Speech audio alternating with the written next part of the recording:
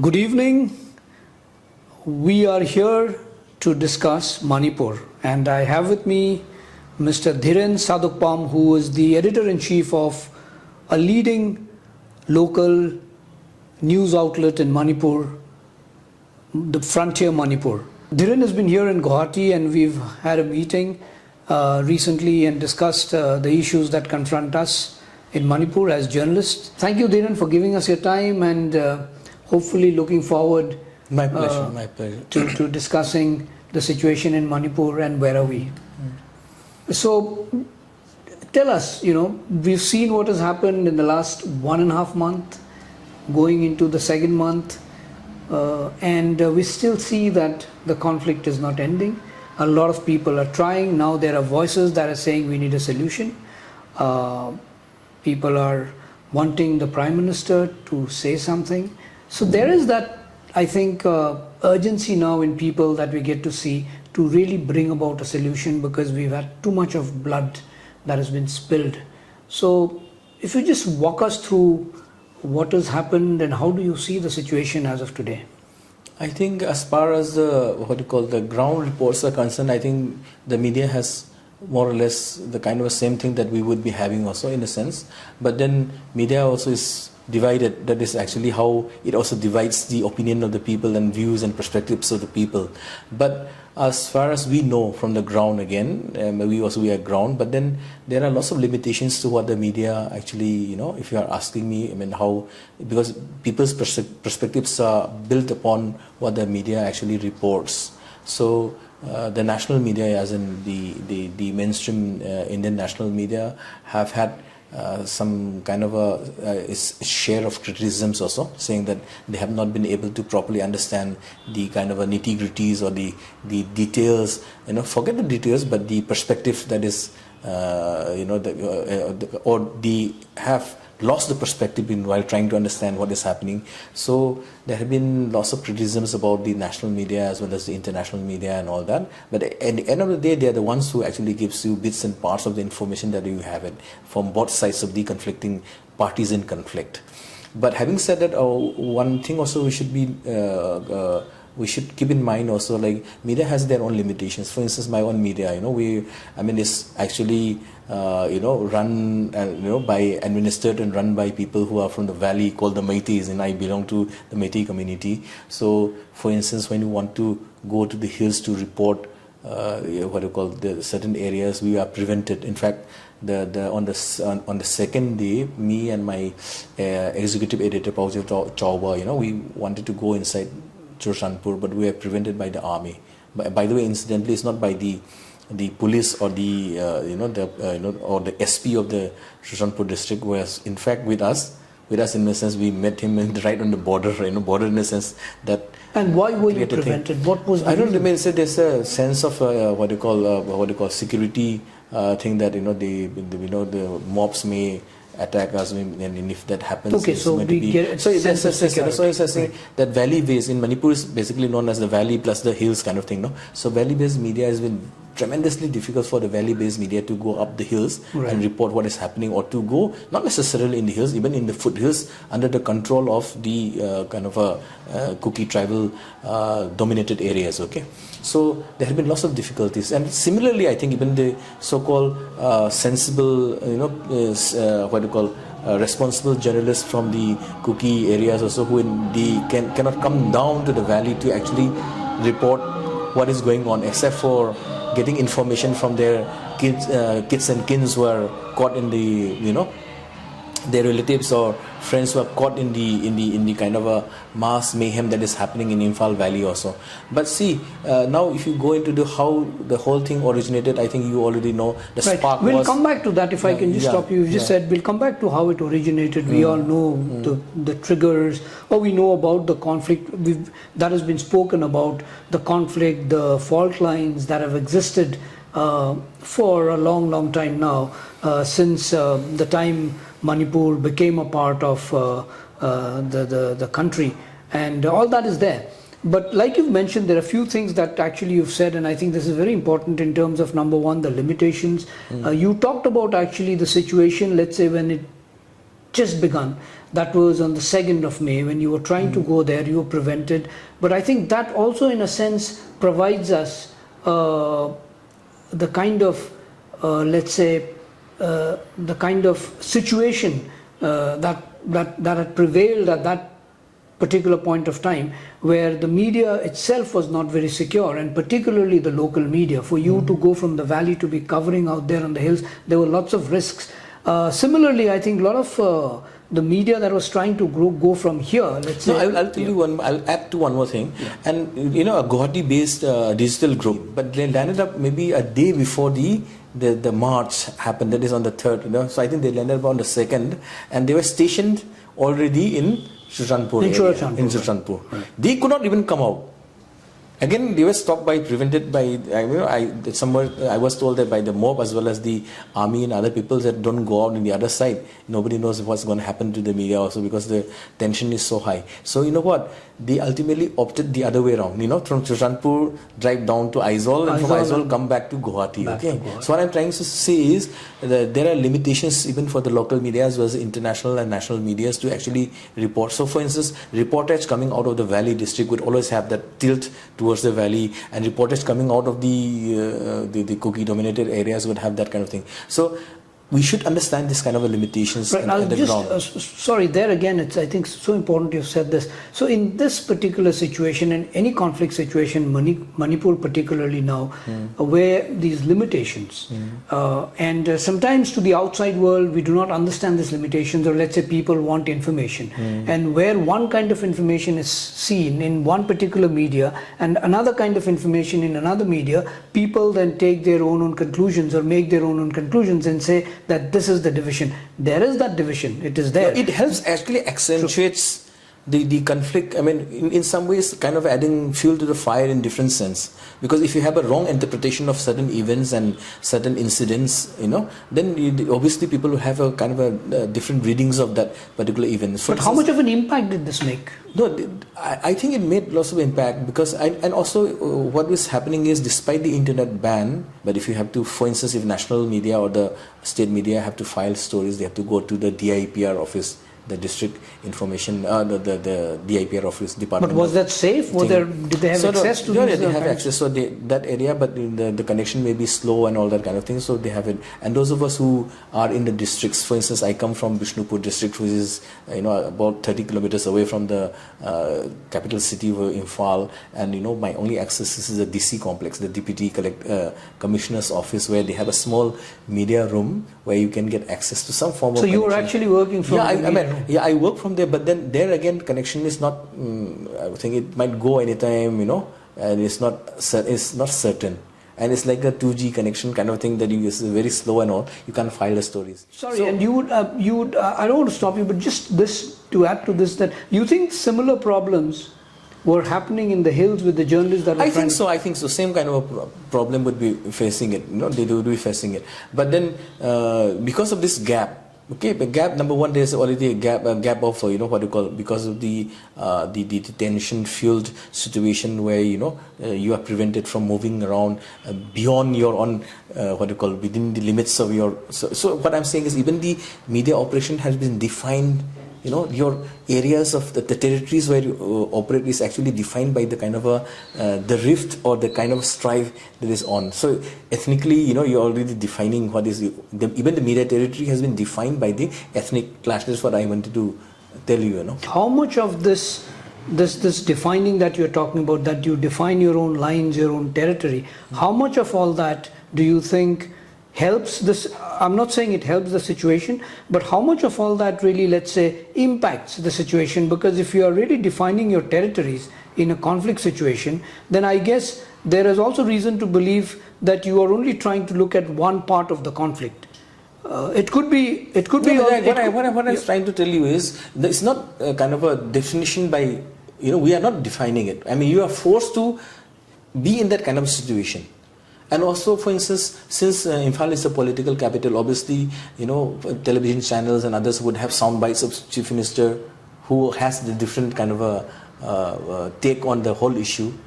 or maybe some CSOs, civil society organizations, or some local leaders of localities. I mean, local leaders. So what I'm trying to say is your access to information would always be one-sided. That is what I'm saying. So since your access to information is one-sided, eventually the whole coverage, I'm not talking about only the local Manipur media, I'm talking of the national as well as international media. You were at least more lucky in terms of, at least let's say in that situation, but there were also journalists that I know who were unlucky because of the internet shutdown. They were not able to send out their stories, they're not able to report, they had to wait. It was very challenging. So what you've just said, and you've provided us actually a reflection of the ground situation, where insofar as journalists are concerned, how does the media report? Because there are lots of allegations and counter allegations, people saying the media has covered it this way, the media had covered it that way. That was there, we cannot deny that. I see that a lot of the local media, the kind of stories that were coming out in terms of, let's say, blaming a particular side in that situation, that was there, and those were not verified. They were name calling. Some of it was pretty abusive, and the same thing I thought was also with the national media sometimes, because some of the national media was just sort of trying to take a particular position and reporting it that way without really understanding what is happening on the ground, that people are dying on the ground. We had to talk about the people that were dying, what was happening, and there's very little of really all of that in the beginning. So therefore I think in the beginning it was in the first 2-3 days things were not very clear. No, Bidhayak, I think there's another way of understanding this, because when I say hills means I'm specifically referring to the Kuki dominated hill areas. All right. For instance, we have a standing correspondent in Ukhrul, which is the Tangkhul Naga areas. He keeps on filing stories. Only thing is that because of the shutdown of internet, we are unable to get stories from him. We also had one representative, we call it the Frontier Manipur representative in Kangpopi, which is supposed to be kind of thing. He also keeps on filing stories. Only thing is we cannot receive stories primarily, and because of the internet issue. Yeah, because of internet issue. Would you still say that somewhere the media, I mean, I'm not blaming you or anybody, but let's say generally the media, the local media, the national media, everybody included, that they were actually, I mean, there's not so much of, there was information, all right, but somewhere that was not enough. No, I think that is not enough.